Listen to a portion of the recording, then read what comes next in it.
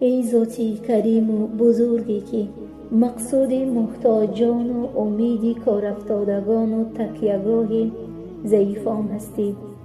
ما را نه به این اعمال ناقصی که داریم بلکه با لطف و کرم بیکنارت معامله نما. ما به عجز و ضعف و غفلت و ناتوانی و تقصیر خود اعتراف داریم.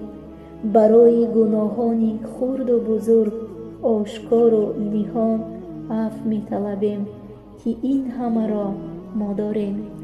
ما مقصریم، ولی همین معرفت و محبتی که در قلبمان نسبت جلالت داریم ما را از رحمتت امیدوار کرده است. از لطفت ما را ناامید مساز. خود گفته ای که هر بنده من که به من گمانی می کند او را ناامید نمی سازم. ما از لطف و کرمت امیدی رحمت داریم. پروردگارا، ما گمانمان این است که ما را از زمره بندگان صالح و رستگارت قرار دهی. پروردگارا، تو شنونده و اجابت کننده دعا هستی.